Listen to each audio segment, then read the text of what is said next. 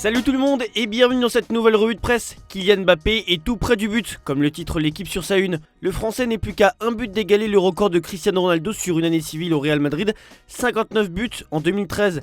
Arrivé plus jeune que le portugais, il affiche déjà une efficacité comparable malgré un collectif moins dominateur. Comme CR7, il pèse même lorsqu'il est discret, capable de faire basculer un match sur une action. Plus fédérateur dans le vestiaire, Mbappé est aussi devenu le principal moteur sportif et marketing du club. Au sein du Real Madrid, on considère Mbappé comme plus rassembleur et moins arrogant, capricieux et tyrannique que Ronaldo. CR7 pouvait parfois intimider ses partenaires. Si Mbappé maintient ce rythme et empile les titres, Madrid le voit déjà dépasser Cristiano sur la durée. Mbappé affiche un ratio d'un but toutes les 96 minutes en Liga cette saison, là où Cristiano Ronaldo était à un but toutes les 102 minutes lors de sa première saison complète au Real. À âge égal, Mbappé est aussi plus décisif par match que CR7 ne l'était entre ses 25 et 27 ans à Madrid, ce qui renforce l'idée qu'il peut laisser une empreinte encore plus marquante sur la durée. Et alors que le PSG a été condamné à verser 61 millions d'euros à son ancien joueur, le club de la capitale a tout de même souhaité un bon anniversaire à l'attaquant sur ses réseaux. Un poste plutôt classe de la part du club, malgré le contexte. Sauf que ça ne passe pas auprès de tout le monde. Des supporters parisiens sont étonnés, voire choqués par cette publication. Chacun y va de son petit commentaire pour dénoncer la communication du club. Pour les fans, le joueur ne mérite pas qu'on lui souhaite son 27e anniversaire. Surtout, quelques jours après avoir obtenu gain de cause contre son club au Prud'homme. Les médias se donnent toujours à cœur joie d'évoquer le duel entre Matvei Safonov et Lucas Chevalier. Mais la blessure du gardien russe ouvre une fenêtre à Lucas Chevalier pour s'affirmer comme numéro 1 au PSG. Le portier qui a permis au PSG de remporter la Coupe intercontinentale sera absent 3 à 4 semaines après sa fracture à la main, ce qui laisse clairement le champ libre à son concurrent. Chevalier, déjà remis de sa propre blessure à la cheville, peut profiter de cette opportunité pour clore le débat sur la hiérarchie des gardiens. Pour la Coupe de France contre Fontenay-le-Comte, c'est Renato Marin qui devrait être privilégié. Bertrand Latour, journaliste pour Canal+, et proche d'Ousmane Dembélé, a révélé que le français était en désaccord avec le staff du PSG ces dernières semaines concernant son temps de jeu insuffisant. D'un côté, le joueur estime qu'il est assez en forme pour enchaîner les minutes et donc retrouver du rythme. Et de l'autre côté, le staff parisien ne veut pas prendre de risques et préfère y aller doucement dans sa réintégration. Certes, Dembélé n'a pas été épargné par les problèmes physiques depuis le début de la saison, mais il estime que tout cela est derrière lui maintenant et ne comprend pas le principe de précaution appliqué par le staff technique. C'est simple, il veut débuter les matchs. Des réunions ont même déjà eu lieu au sein du club entre Dembélé, des membres de son entourage et la direction, signe que le problème commence à prendre de l'ampleur. On part en Angleterre pour évoquer le cas d'un autre joueur qui est en désaccord avec son club, mais ce n'est clairement pas les mêmes problèmes, c'est bien plus délicat. Kobbie Mainoo, 20 ans, est à un point de rupture avec Manchester United, selon le Daily Mail. Le jeune milieu de Stockport n'a joué que 212 minutes en première ligue cette saison, sans titularisation, et cherche un prêt pour obtenir du temps de jeu régulier. Naples reste intéressé et pourrait l'accueillir avec une option d'achat en mai. Son club bloque tout transfert, mais un prêt en janvier reste envisageable.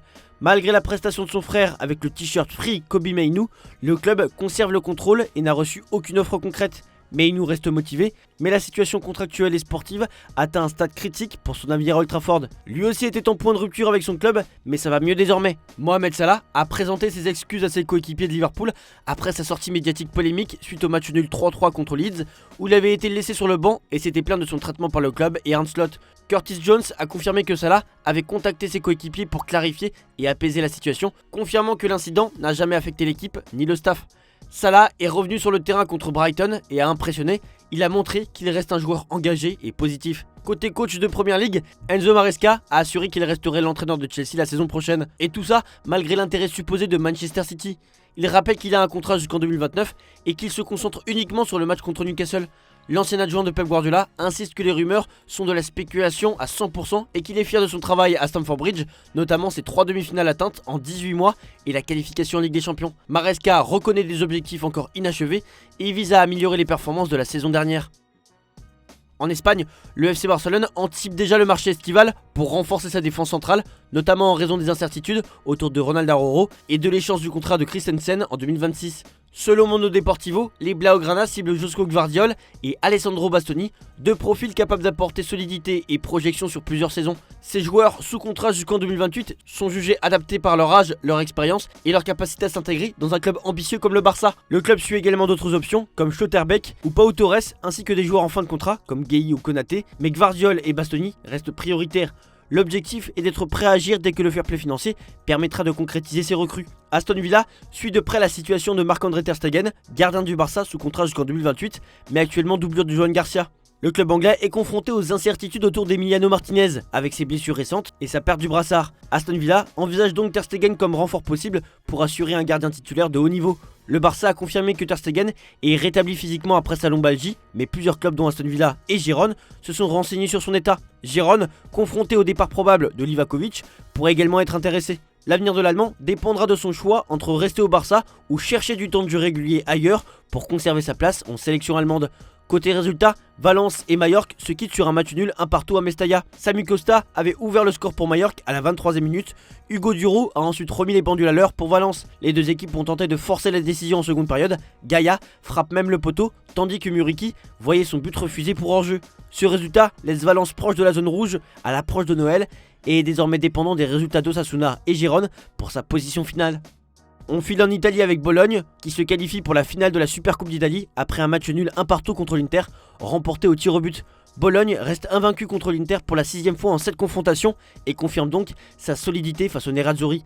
Chivu, malgré des choix tactiques courageux et des changements payants, ne connaîtra pas sa première finale. Côté mercato, l'AC Milan s'active sur le marché et fait de Niklas Füllkrug sa priorité pour le mercato d'hiver, l'attaquant allemand de 32 ans ayant donné son accord pour rejoindre la Serie A.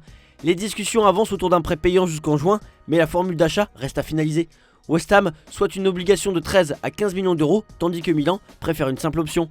L'urgence du recrutement s'explique par l'indisponibilité de Santiago Jiménez, opéré à la cheville, mais aussi par la faiblesse du rendement offensif du club.